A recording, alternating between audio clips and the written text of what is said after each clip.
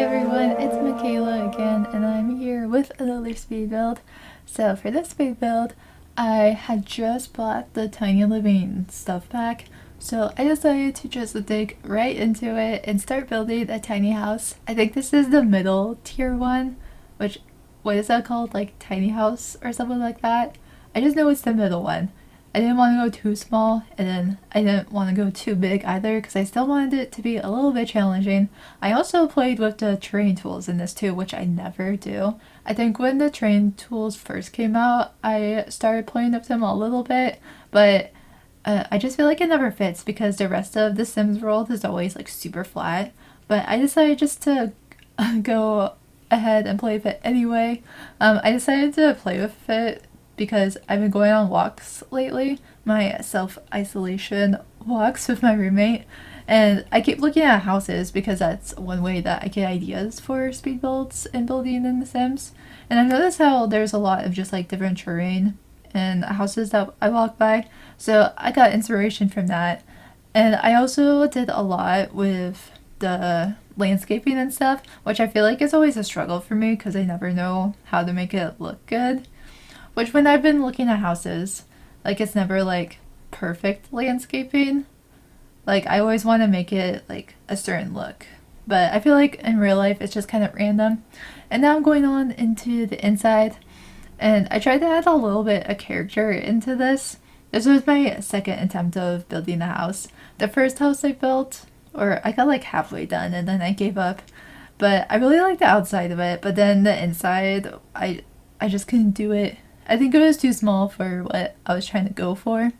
So, but I really like the way that this one turned out. And I also really like the furniture that we get from Tiny Living.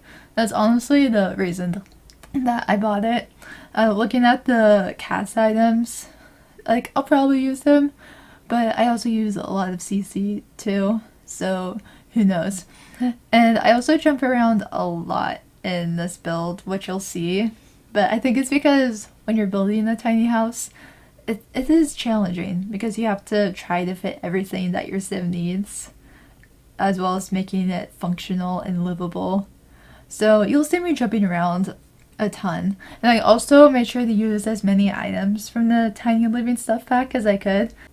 So this house incorporates most of the items from the pack, probably like 80-85%. Obviously I couldn't fit every single item in here or else it would just be like a cluttered mess, or it probably won't even all fit in here honestly. And then I also moved in some Sims in here in the middle of me building this because I couldn't figure out how to get the bed to go down because I wanted to see how much room that I would have like in it, so you don't see that part in the footage. And then over here, I start working on the kitchen, which was also a challenge, because I feel like trying to put a fridge in the stove and making it look like somewhat nice is always a challenge for me. So you'll see that I go back and forth and try to make it look decent, like right here. I had to move the stove and the sink a little bit, and this is kind of how it ends up. I do end up taking away one of the chairs in the table, but this is also a tiny house. I imagine that only one sim probably lived here. I mean, I feel like if you're living in a tiny house, then you probably should live in it by yourself. At least for me, I don't like sharing like a small space with a lot of people because I like being able to just like do my own thing and like my room and stuff. And I was only able to put one room in here. Although I guess if you had a boyfriend or girlfriend, then you could probably share the space easily. I don't know, I'm going on a rant now. And I also try to put a lot of detail in here, which I always like doing because I like having a well decorated environment. I also put Baby Yoda in here, and then I had this thought, like, what if I just put Baby Yoda in all of my builds? I probably won't do that, but I thought it would be a funny like little thing to do. And then over here, I really like this dresser. Like, I want this dresser in my real life, which is really hard to find a dresser that's like not super expensive. When I first moved into my apartment, that's like the one of the things that I didn't have. So it was a struggle trying to figure out where to get it. And I ended up just getting mine from the Goodwill, which would made it only $20. And I like it, which is also important. And then you'll see here I just do a little bit more decorating in the bedroom. I really like the decorations from Discovery University, but I think it's just like they're decorations that also fit what I like my own personal aesthetic.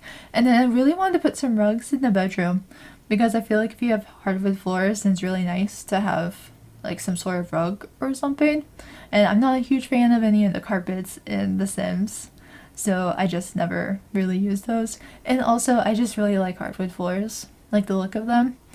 They're really hard to like upkeep because you have to sweep like every single day unless you want to step in stuff all the time, which I was a struggle in my last apartment. It was like all hardwood floors except for the 2 bedrooms, and it was hard because I was literally sweeping every single day. But that's just what you have to do. And then also in this build, I tried to like go more out of my comfort zone and just like add different colors because I feel like the 2 main colors that, or I guess 3 main colors that I usually go to are black, white, and gray. But it's because it like I feel like it was matched like everything. But with this stuff pack, they're like the items are pretty colorful or they come in colorful swatches. So I was trying to do that too. And then with this wallpaper that I use in like the kitchen and living area, the living room, I really like this blue color. It reminds me of when I was a kid and my aunt and uncle, they had a beach house, and me and my mom would go there every so often during the summers and stuff, and it was obviously beach themed because it was like at the beach, and she had wall colors, or they had wall colors like this, so it just kind of reminds me of that. They don't have the house anymore, they ended up selling it, which makes sense because after my uncle passed away, then my aunt ended up moving probably like 5-6 hours from there anyway, so it'd be quite the trip trying to get over there. And then you'll see that again I have to just jump around all over the place. I felt like I was just like really spazzy during this build. And then I found this rug. I think this one we get from City Living. I've never used it before, so I thought I'm gonna use it in this build, and I really like the swatch that ended up coming in. And then I have this lamp over here and this little end table, which I thought was like cool the way I had it set up. So I put a gnome there because I remember when I would build a lot last year, I started having this thing where I started putting gnomes in a lot of my builds, usually outside. But I thought, why not just put it in here too? I do put another gnome on the dresser, which was like an Easter gnome or something, which I thought was also fitting because Easter is coming soon in what, like a week or two, something like that. So that's exciting. I never really do anything for Easter, but when I was growing up, I would always get like the Easter basket from my mom, or I guess from the Easter bunny, until I found out it was just my mom being the Easter bunny. Although now that I'm older, she doesn't do too much for me. I think last year she surprised me with some chocolate or something when I came home from school one day. But that's about it. And then over here I'm working on the bathroom. Not much to say about that besides it's a bathroom. Actually, I think designing bathrooms is my least favorite part of building because they're so repetitive, because they're like the same for the most part.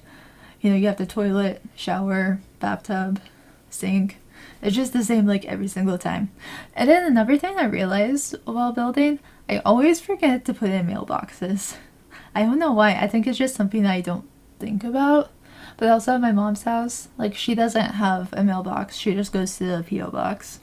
And then at my apartment, we have the shared mailbox system down below. So I just really never think about it. But when I ended up moving some Sims into here, it spawned a mailbox in like the middle of the house.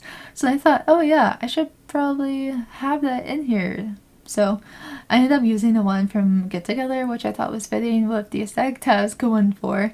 And then now I'm working on the backyard area, which but not a lot of space to go with right here, but I do have this in the 20 by 15 lot, so I just kind of go with what I can. And in this area, I thought, what if I just put like a bunch of trees everywhere? So then it could be like a little mini forest type of thing, which I think would be really fun to have.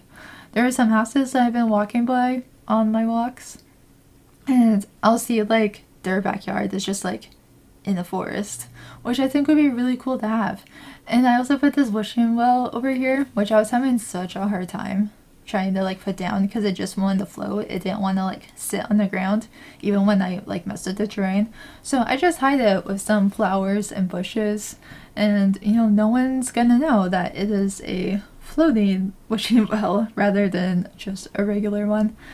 So you'll see that I just go ahead and put some flowers and bushes and stuff over there, and I thought it looked really pretty over there. Like, it's definitely really cluttered, but it kind of gave me like cottage, like fairy tale vibes as well. And then I put these little stepping stones over here, and it leads into a little gate that goes into the backyard as well, since the door to the backyard goes through the bedroom, which I also thought was pretty cool. And then I just go around and just do some last minute touches, last minute details, and that's about the end of this video. Thank you guys for watching. If you liked it, then please give it a like and subscribe if you haven't already, and I will see you guys next time. Goodbye, everyone.